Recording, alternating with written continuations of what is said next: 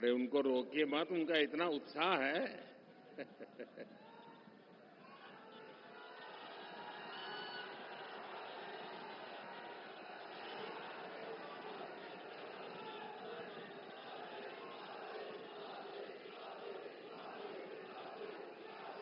आप लोग थक जाए उसके बाद मुझे कहना, फिर मैं शुरू करूंगा।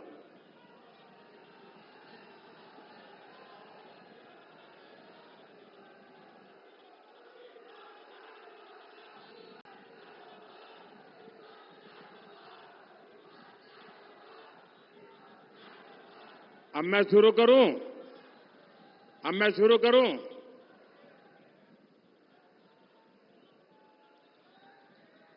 हर सिद्ध माता की, हर सिद्ध माता की, भारत माता की, भारत माता की। आज सागर की धरती पर जन समर्थन का सागर उमड़ा है।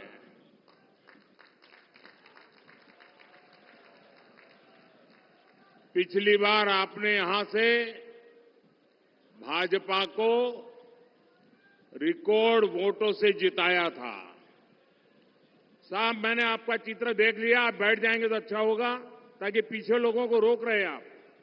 नहीं, आप अपने पास ही रखिए, यहां कार्यालय में दे देना, कार्यालय में दे देना। पिछले बार आपने रिकॉर्ड वोटों से जिताया था। सागर ने फिर मन बना लिया है। फिर एक बार, जरा मैं इधर पूछूं, फिर एक बार। साथियों,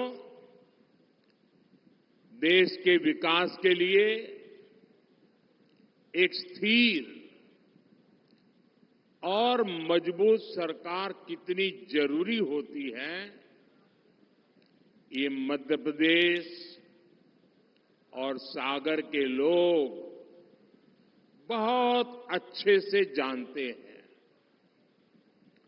विकास तब होता है जब सही नीतियां हो, सही विजन हो। इसलिए देश हो या मध्य प्रदेश, विकास तभी आया जब कांग्रेस गई और भाजपा आई।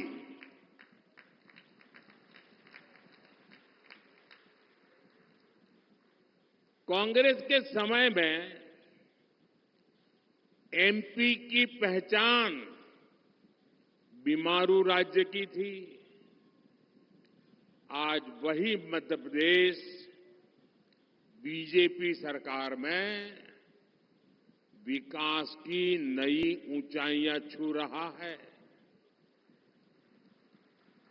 साथियों, मध्य प्रदेश में केन बेतवा लिंक परियोजना का ऐतिहासिक काम शुरू हो गया है। सिंचाई के लिए बंडा बृहद सिंचाई परियोजना का काम भी बीजेपी सरकार ने करवाया है। मध्य प्रदेश में अच्छे हाईवेज का पूरा नेटवर्क बनाया जा रहा है। नर्मदा प्रगति पथ और विंध्य प्रगति पथ हो, मालवा निमाड़ प्रगति पथ और मध्य भारत प्रगति पथ हो, बुंदेलखंड प्रगति पथ और अटल प्रगति पथ हो, एक्सप्रेस वे अब नए मध्य प्रदेश की पहचान बन रहा है। यहां ललितपुर सागर लखनादौन नेशनल हाईवे का निर्माण भी हुआ है। केंद्र सरकार ने एमपी को 350 से ज्यादा रेल परियोजनाओं की सौगात भी दी है। सागर में मेडिकल कॉलेज और अस्पताल भी बनवाए हैं। 50,000 करोड़ रुपए की लागत से बीना रिफाइनरी में पेट्रोकेमिकल कॉम्प्लेक्स का निर्माण भी शुरू हो चुका है। यानी इंफ्रास्ट्रक्चर, स्वास्थ्य, शिक्षा और सुरक्षा की जो जरूरतें थी, सभी दिशाओं में एक साथ काम करते हुए आपकी अपेक्षाएं पूरी हो रही है। और इससे इस क्षेत्र में उद्योगों के लिए नए रास्ते खुलेंगे। हमारे मुख्यमंत्री भाई मोहन यादव जी और उनकी पूरी टीम इस दिशा में दिन रात काम कर रही है। साथियों, यहां इतनी बड़ी संख्या में माताएं बहनें भी आई हैं। गरीब के इस बेटे ने हमेशा आपकी चिंता की है। कोरोना का इतना बड़ा संकट आया, मोदी ने ये सुनिश्चित किया कि आपकी रसोई में कभी राशन की कमी न होने पाए। आज भी देश की करोड़ों रसोइयों में पीएम गरीब कल्याण अन्न योजना का अनाज पकता है। मैं अपनी माताओं और बहनों को ये गारंटी दे रहा हूं कि आपको अगले 5 वर्ष तक राशन की चिंता करने की कोई जरूरत नहीं है। माताओं बहनों की तकलीफ को दूर करने के लिए ही हम गैस, बिजली, पानी, टॉयलेट जैसी सुविधाएं हर घर तक पहुंचाने में जुटे हैं। मोदी ने स्वयं सहायता समूहों की 3 करोड़ महिलाओं को लखपति दीदी बनाने का भी संकल्प लिया है। और ये गारंटी भी मैं पूरी करके दिखाऊंगा। साथियों, आज कांग्रेस की एक ऐसी सच्चाई देश के सामने आई है जिसे सुनकर हर देशवासी सन्न हो गया है। हमारा संविधान साफ साफ मना करता है कि किसी को भी धर्म के आधार पर आरक्षण नहीं दिया जाएगा। खुद बाबा साहब आंबेडकर भी धर्म के आधार पर आरक्षण के खिलाफ थे, लेकिन कांग्रेस ने वर्षों पहले ही धर्म के आधार पर आरक्षण का खतरनाक संकल्प लिया था। वो साल दर साल अपने इस संकल्प को पूरा करने के लिए भांति भांति के हथकंडे अपना रहे हैं। देशवासियों की आंखों में धूल झोंक करके ये अपना खेल खेल रहे हैं। 2004 में कांग्रेस ने आंध्र प्रदेश में धर्म के आधार पर आरक्षण दिया और बाबा साहब आंबेडकर की पीठ में छुरा भोंका था। संविधान के पीठ में छुरा भोंका था। फिर 2009 का चुनाव हो या फिर 2014 का चुनाव, अपने घोषणा पत्र में दोनों बार कांग्रेस ने धर्म के आधार पर आरक्षण का वादा किया। कांग्रेस की तैयारी है कि एससी, एसटी, ओबीसी का 15% कोटा काट दिया जाए और फिर धर्म के आधार पर आरक्षण लागू हो।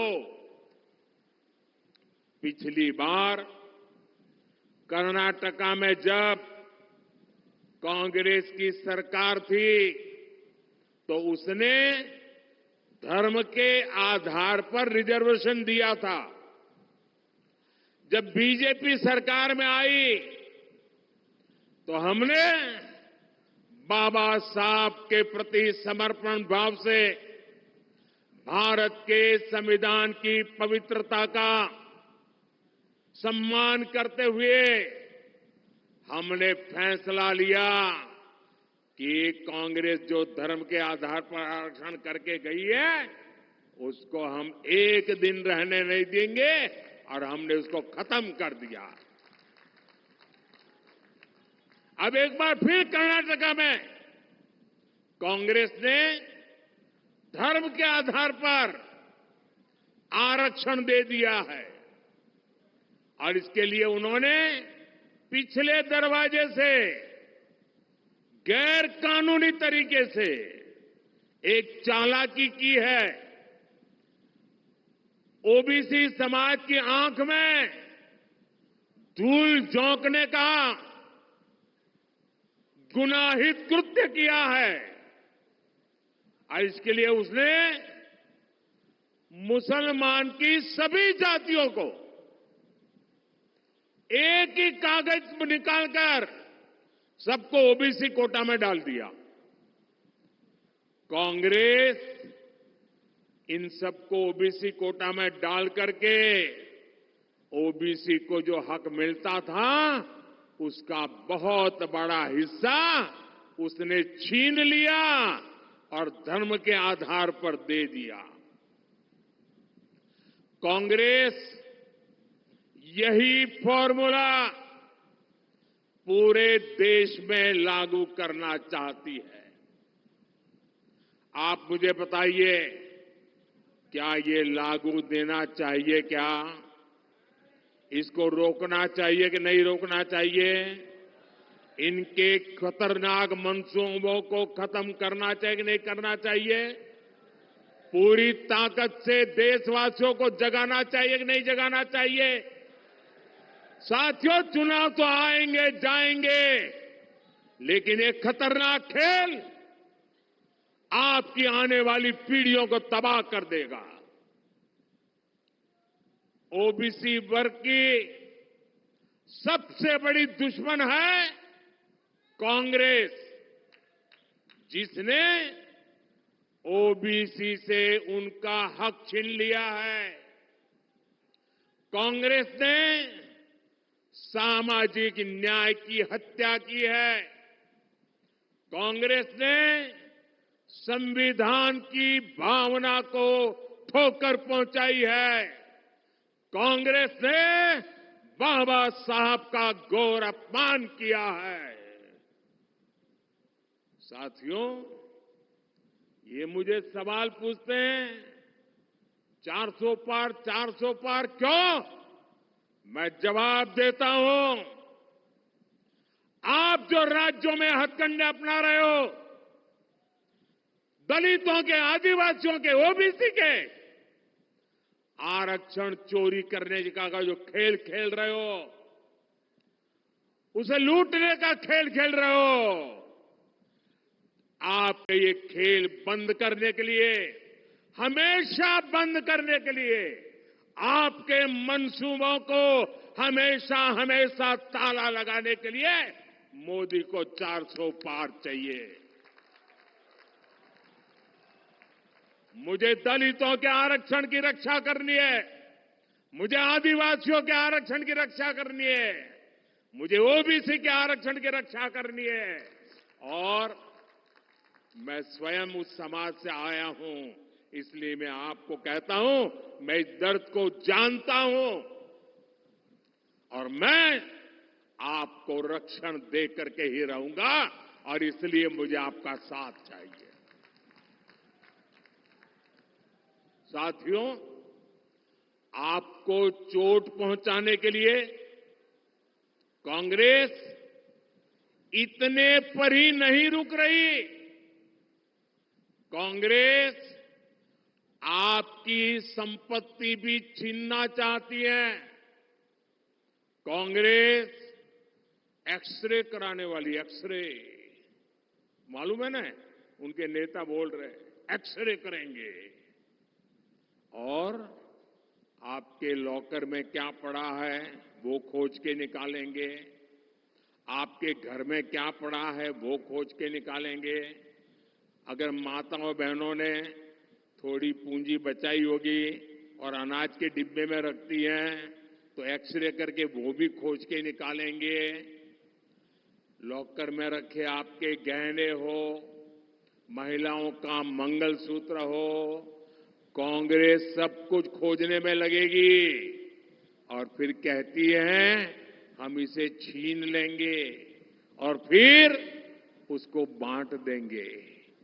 आपको ये मंजूर है क्या? जरा मुझे पूरी ताकत से बताइए, अगर मेरा विषय समझते हो तो ये आपको मंजूर है क्या? आपके पास अगर एक घर गांव में है और एक घर आपने शहर में ले लिया, दो घर है तो एक घर कांग्रेस ले लेगी, कांग्रेस की सरकार ले लेगी। अगर आपके पास दो गाड़ी है तो एक गाड़ी कांग्रेस की सरकार ले लेगी। ये उन्होंने घोषित किया है। क्या आपको ये मंजूर है क्या? ये करने देंगे क्या? आपसे ये सब कुछ छीनकर कांग्रेस अपने वोट बैंक को देना चाहती है। साथियों, इतना ही नहीं, कांग्रेस ने तो आज एक और पत्ता खोल दिया है। उनका हिडन एजेंडा बाहर आया है। आज उन्होंने कहा है इनहेरिटेंस टैक्स, यानी विरासत में भी। अब आप देखिए, हमारे देश में तो दादा दादी नाना नानी भी कुछ बचा के रखते हैं, खुद कभी उसका खर्चा नहीं करते। क्यों? उनके मन में रहता है पोता पोती बड़े होंगे ना, उनकी शादी में काम आएगा, नाती बड़ा होगा तो उसके काम आएगा। वो संपत्ति को बचाते हैं, अनाप शनाप खर्चा मौज मजा में नहीं करते हैं। बड़ी मेहनत करके, मुसीबतों को झेल करके जो संपत्ति आपने बचाई है ना, आपने पूर्वजों ने जो संपत्ति बचाई है, जो आपको मिली है, अब ये कांग्रेस कहती है कि आप अपने संतानों को वो संपत्ति नहीं दे सकते। करीब करीब आधी संपत्ति कांग्रेस की सरकार बनेगी तो कानूनन आपसे लूट लेगी। जो संपत्ति आप अपने बच्चों को देना चाहते हैं, उस पर भी कांग्रेस टैक्स लगा करके लूट लेगी। आप कल्पना कर सकते हैं, कांग्रेस भारत के सामाजिक मूल्यों, भारत के समाज की भावनाओं से कितना कट चुकी है। कांग्रेस को भारत के पारिवारिक मूल्यों तक का अंदाजा नहीं रहा है। घर के बड़े बुजुर्ग जीवन भर कुछ न कुछ जोड़ते हैं ताकि अगली पीढ़ियों को देंगे, पोती नाती को देंगे। और यही हमारे देश की परंपरा है, स्वभाव है, संस्कृति है। हम भारतीय जरूरत है के हिसाब से खर्च करते हैं, पैसे बचाने की कोशिश करते हैं। कांग्रेस पीढ़ी दर पीढ़ी चलने वाली इस बचत पर भी, इस संपत्ति पर भी उसकी नजरें हैं, लूटना चाहती है। यानी कांग्रेस का मंत्र है, कांग्रेस का मंत्र है, ये याद रखना, घर घर पहुंचाना। मेरी बात पहुंचाओगे घर घर? मेरी बात घर घर पहुंचाओगे? कांग्रेस का मंत्र है, कांग्रेस की लूट, जिंदगी के साथ भी लूट और जिंदगी के बाद भी लूट। साथियों, कांग्रेस को देश के संविधान से नफरत है, इनको भारत की पहचान से नफरत है। इसलिए ये हर उस प्रोजेक्ट पर काम कर रहे हैं जिससे देश कमजोर हो, देश की साख कमजोर हो। ये लोग समाज को आपस में लड़वाने के लिए नए नए पैंतरे लेकर आते हैं। हमारी आस्था ने हमें सदियों से एकजुट रखा है। कांग्रेस पार्टी उस आस्था पर हमले करती है। अयोध्या में प्रभु राम का राम मंदिर प्राण प्रतिष्ठा के समय कांग्रेस ने क्या किया, पूरे देश ने देखा। आपको याद है ना? याद है ना?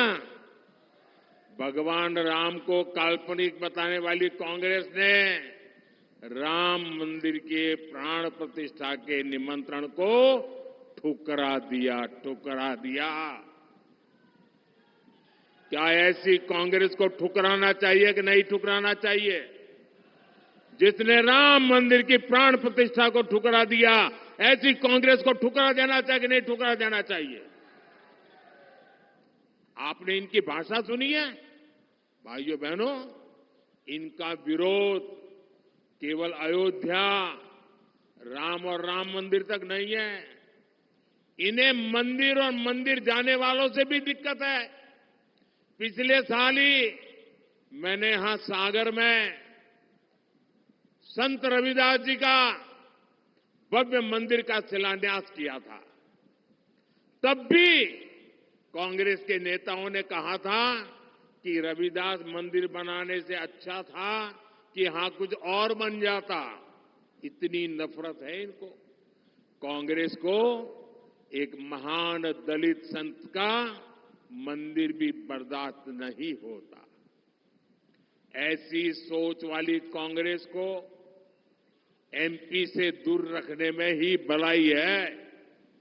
साथियों, 7 मई को आपके पास एक बार फिर मध्य प्रदेश के साथ साथ पूरे देश के भविष्य को संवारने का अवसर है। सागर लोकसभा से बीजेपी ने बहन लता वानखेड़े जी को उम्मीदवार बनाया है। उनको भारी मतों से जिताना है। मैं जानता हूं गर्मी बढ़ रही है। मैं ये भी जानता हूं कहीं कहीं शादी ब्याह का माहौल है। मैं भी ये भी जानता हूं कुछ लोगों को खेत में अलग अलग काम भी है। लेकिन मेरा आपसे अनुरोध है, कितना ही काम न क्यों न हो, लेकिन देश के लिए कुछ समय देना चाहिए कि नहीं देना चाहिए? देना चाहिए कि नहीं देना चाहिए? हमें अपना वोट देना चाहिए कि नहीं देना चाहिए? हमने अपने अधिकार का उपयोग करना चाहिए कि नहीं करना चाहिए? राष्ट्र निर्माण के इतने बड़े यज्ञ में हर किसी का योगदान होना चाहिए और इसलिए भारी मतदान होना चाहिए। आप मतदान करवाएंगे? घर घर जाएंगे? मतदान के रिकॉर्ड तोड़ेंगे, पोलिंग बूथ जीतेंगे। आप अपने वोट के साथ साथ जो अपनों के वोट है ना, उसको भी पोलिंग स्टेशन तक ले जाइए। करेंगे? अच्छा, मेरा एक और काम करेंगे। यहां से जाकर अपने मोहल्ले, अपने गांव के हर व्यक्ति को कहिएगा कि मोदी ने उनको प्रणाम कहा है। मेरा प्रणाम पहुंचा दोगे? बोलिए भारत माता की, भारत माता की, भारत माता की। बहुत बहुत धन्यवाद। देख रहे हैं लगातार लाइव तस्वीरें आपको दिखा रहे हैं। प्रधानमंत्री नरेंद्र मोदी दौरे पर और सागर पहुंचे, जनसभा को संबोधित करते हुए नजर आए। इसके अलावा देखिए, एक मुद्दा जो लगातार गर्माता दिखाई दे रहा है, उस मुद्दे पर एक बार फिर से बयान दिया है प्रधानमंत्री ने। कांग्रेस बुजुर्गों की संपत्ति लेना चाहती है, कांग्रेस संपत्ति पर इनहेरिटेंस तैयार करना चाहती है। कांग्रेस ने भगवान को काल्पनिक बताया। ये वो तमाम बातें जो प्रधानमंत्री नरेंद्र मोदी ने अपने संबोधन के दौरान कही हैं। कांग्रेस इसके लिए मंसूबे तैयार कर रही है। कांग्रेस सरकार बनेगी तो संपत्ति लूट लेगी, बच्चों की संपत्ति पर टैक्स लगाकर लूट लेगी। कांग्रेस खतरनाक मंसूबा बना रही है, कहा प्रधानमंत्री नरेंद्र मोदी ने। कांग्रेस ओबीसी वर्ग को साधने की कोशिश कर रही है। कांग्रेस ने सामाजिक न्याय की हत्या की। ये मुझसे सवाल पूछते हैं 400 के पार क्यों? मैं इनके मंसूबों को बंद करना चाहता हूं, इसलिए 400 पार। कांग्रेस खतरनाक मंसूबे तैयार कर रही है। ये प्रधानमंत्री नरेंद्र मोदी की बड़ी बातें जो उन्होंने अपने संबोधन के दौरान कही हैं। ओबीसी वर्ग की सबसे बड़ी दुश्मन है कांग्रेस, ये भी कहा। प्रधानमंत्री ने कहा कि मैं इनके मंसूबों को बंद करना चाहता हूं, इसलिए 400 पार का ये जो नारा है, 400 के पार सीट चाहिए हमें। कांग्रेस विरासत में भी टैक्स लगाना चाहती है।